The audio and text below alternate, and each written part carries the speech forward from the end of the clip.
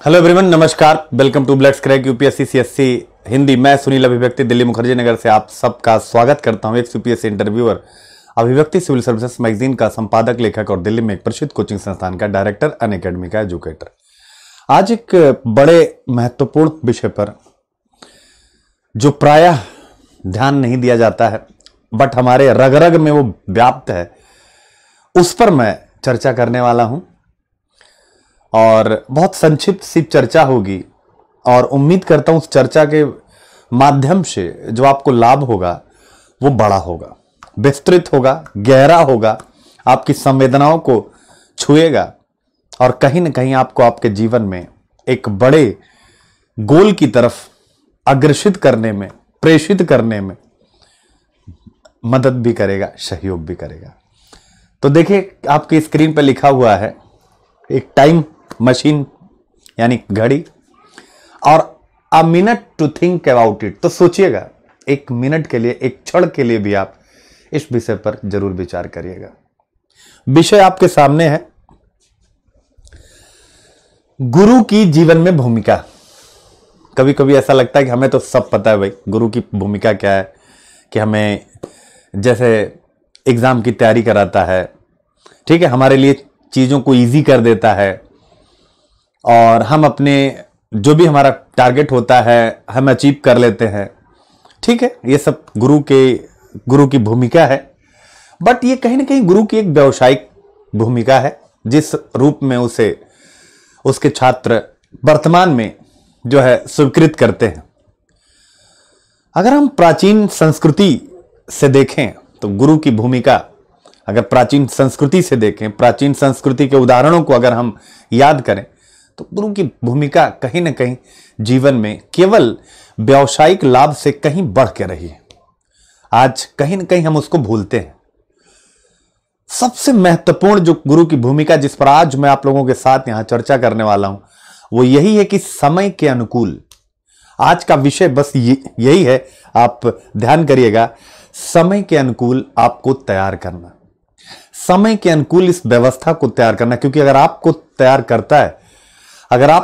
करता है तो कहीं न कहीं इस व्यवस्था को भी वह तैयार कर रहा, चूंकि आप और आपके जैसे ही ना जाने कितने इस व्यवस्था का एक हिस्सा बनेंगे। कोई राजनेता बनेगा, कोई प्रशासक बनेगा, कोई फिल्मकार बनेगा, कोई अभिनेता बनेगा, कोई डॉक्टर बनेगा, कोई इंजीनियर बनेगा या जीवन के ऐसे ही अन्य कार्य क्षेत्र में प्रवेश करेगा। तो स्वाभाविक है वह व्यवस्था का हिस्सा है और अगर उसकी अपब्रिंगिंग अच्छी हुई है, उसकी जो रूट है, उसकी जो जड़ें हैं, वो मूल्यों के साथ, वो सांस्कृतिक प्रतिमानों के साथ, हमारे कस्टम्स के साथ अगर गहरे स्तर पर संबंध है तो स्वाभाविक है व्यवस्था का श्रेष्ठ निर्माता वो बनेगा। तो मैंने क्या बोला, समयानुकूल, समय के अनुकूल। और आज की चर्चा बड़ी प्रासंगिक भी हो जाती है वर्तमान में।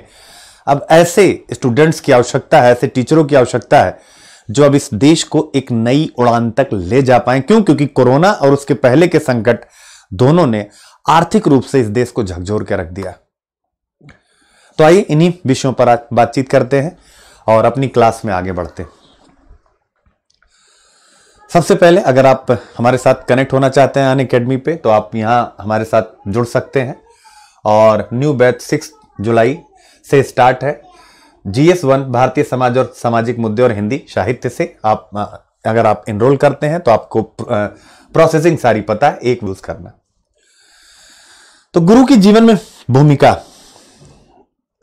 प्रायः मैंने कहा कि हम किस रूप में लेते हैं, हम इस रूप में ले लेते हैं कि हमें सक्सेस प्राप्त करनी है, यानी हमारा एक गोल है, उस गोल को प्राप्त कराने में इसकी भूमिका बस यहीं तक समाप्त। और गुरु ने भी ऐसा ही मान लिया है कि ये अमुक है, अमुक व्यक्ति है, इसको मुझे क्या करना है, इसके गंतव्य तक पहुंचा देना है। इसी इतना जो इस समय अगर आप देखें तो यही कहीं ना कहीं गुरु की भूमिका स्वीकार की जा रही है।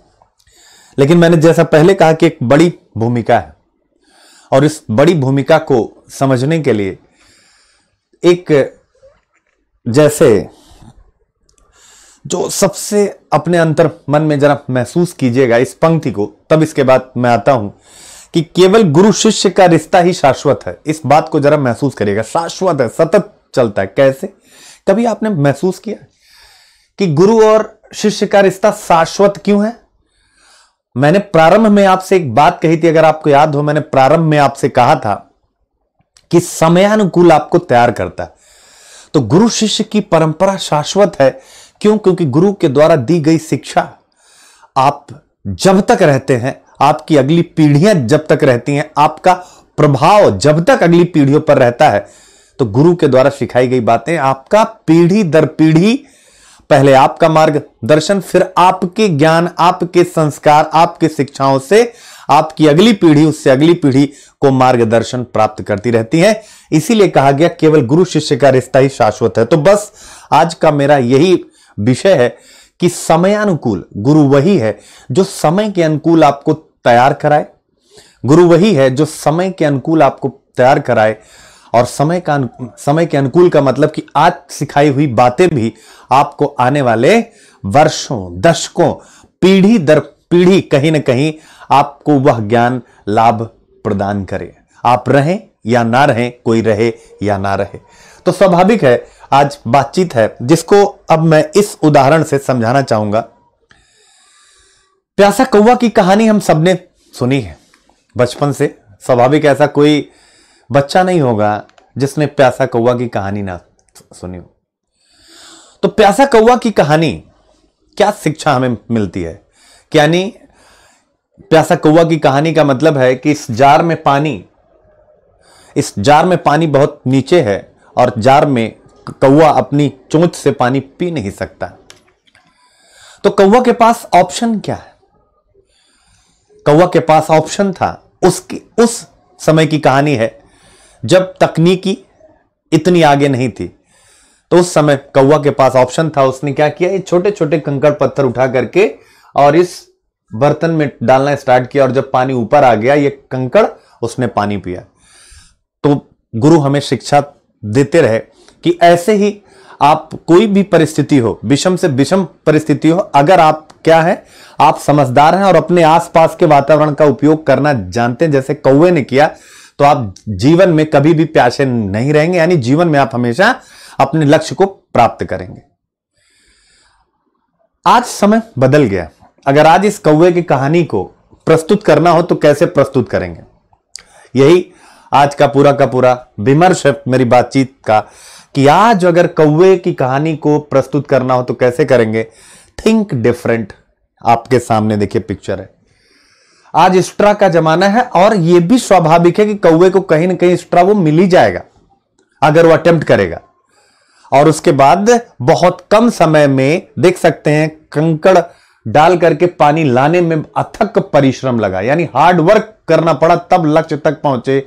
और इस कहानी में यानी कौवा एक्स्ट्रा से पी रहा है, यानी स्मार्ट वर्क कर रहा है और कम समय में उसने क्या किया, अपना कम परिश्रम के द्वारा कम समय में अधिकतम लाभ प्राप्त किया, यानी कि अपनी प्यास को बुझाया।